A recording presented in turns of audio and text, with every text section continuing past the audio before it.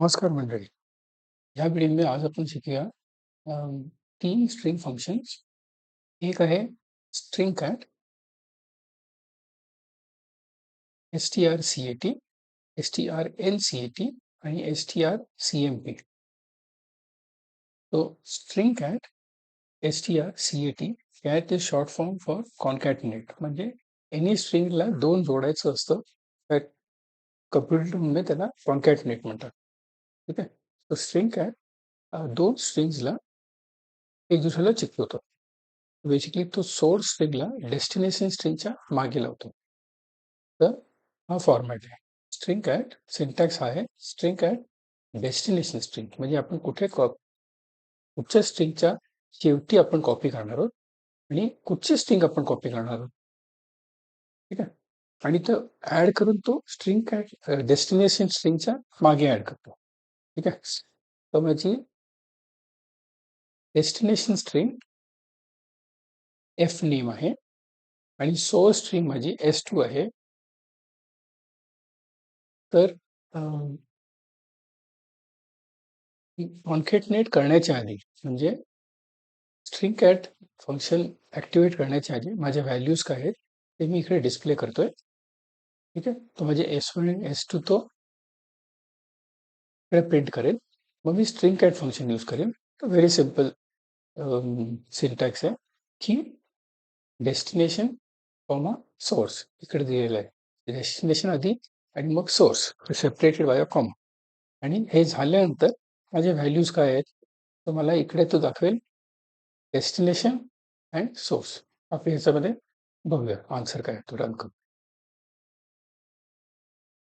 Before कॉन्कॅटिनेट म्हणजे destination स्ट्रिंगचं नाव आहे F name आणि सोर्स स्ट्रिंगचं नाव आहे एल नेम. ठीक आहे.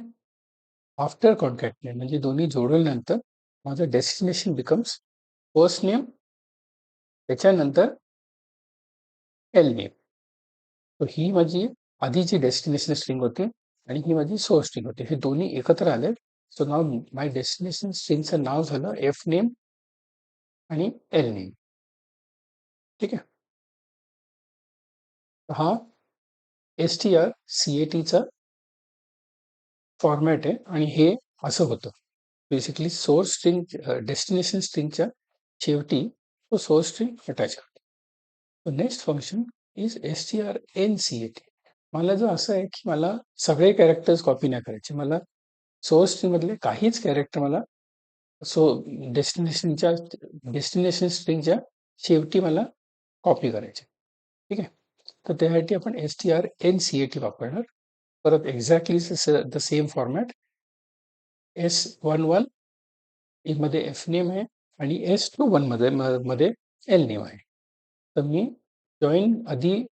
जॉईन करण्याच्या आधी F name, so this is destination string आणि ही माझी सोर्स स्ट्रिंग आहे. आता मी हे बोलतोय की डेस्टिनेशन सोर्स स्ट्रिंग मधले म्हणजे S21 मधले फक्त 3 कॅरेक्टर्स तुम्ही डेस्टिनेशन स्ट्रिंगच्या मागे लावा. डेस्टिनेशन स्ट्रिंग कुठची आहे? S11. पहिलेच डेस्टिनेशन स्ट्रिंग S11च्या मागे एफ नेमच्या शेवटी तो एल नेम मधले फक्त 3 कॅरेक्टर्स लावेल. इकडे मी 3 दिलेले म्हणजे फक्त 3 कॅरेक्टर्स लावेल. ठीक आहे. सो हे केल्यानंतर आपण बघूया की new destination string will be F name आणि L N A. Basically 3 character झाले. हे माझं सोर्स स्ट्रिंग चेंज नाही होत. सो सोर्स स्ट्रिंग म्हणजे सोर्स नेम माझं एल नेमच राहतो. म्हणजे डेस्टिनेशन नेम माझा चेंज होतो. ठीक आहे. तर आता ह्याच्यामध्ये जर मी व्हेरिएशन केले, जर मी ह्याच्यामध्ये डेस्टिनेशन स्ट्रिंगला मी 0 करून टाकला तर माझं आउटपुट काय येईल? माझ्या डेस्टिनेशन स्ट्रिंगमध्ये काही नाही आहे आणि माझ्या सोर्स स्ट्रिंगमधले मला 3 कॅरेक्टर्स कॉपी करून पाहिजे, चिकटून पाहिजे. ठीक आहे. तर आपण बघूया त्याचं आउटपुट काय होतं. तो माझ्या डेस्टिनेशन स्ट्रिंगमध्ये काहीच नव्हतं. तर इकडे काहीच नाही आहे. तर इकडे माझं काहीही येत नाही. एफ नेम जसं आधी होतं ते येतच नाही. तर माझ्या सोर्स स्ट्रिंगमध्ये माझे एवढे कॅरेक्टर आले. आता मी जर डेस्टिनेशन स्ट्रिंगमध्ये लेट्स से 30 टाकला आता बघूया काय होतं. सो सगळे कॅरेक्टर झाले पाहिजे सोर्स स्ट्रिंग मधले डेस्टिनेशन स्ट्रिंग मध्ये. माझे सोर्स स्ट्रिंग आणि डेस्टिनेशन स्ट्रिंग आता सेम झाले. मी कॉन्कॅटने केले ते बेसिकली स्ट्रिंग कॉपी सारखं झालेलं आहे. तर जर तुम्ही डेस्टिनेशन स्ट्रिंग जर तुम्ही ब्लँक ठेवली तर तुमची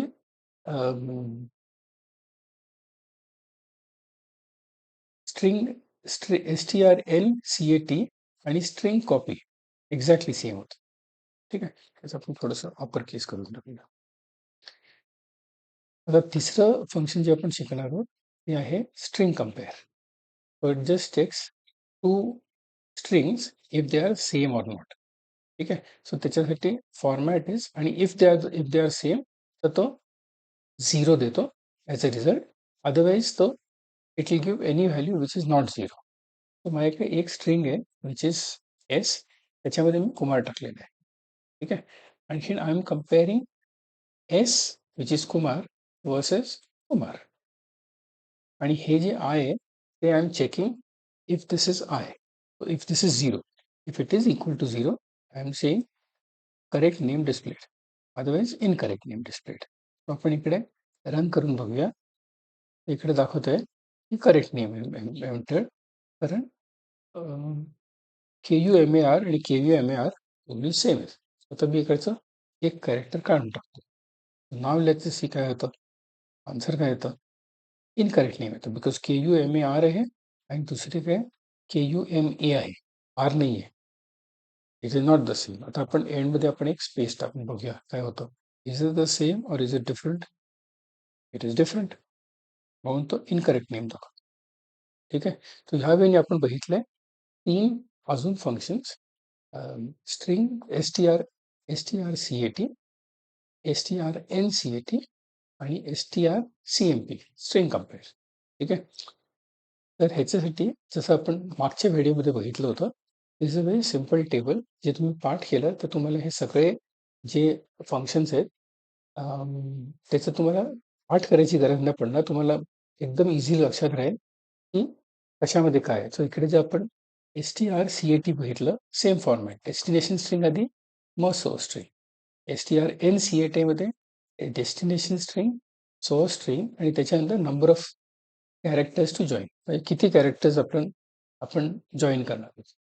ठीक आहे. तिसरं व स्ट्रिंग कंपेअर strcmp. ह्याच्यामध्ये 2 कॅरेक्टर आपण कंपेअर करतोय आणि त्याची व्हॅल्यू येते, 0 व्हॅल्यू और व्हॉट एव्हर इट इज. ठीक आहे.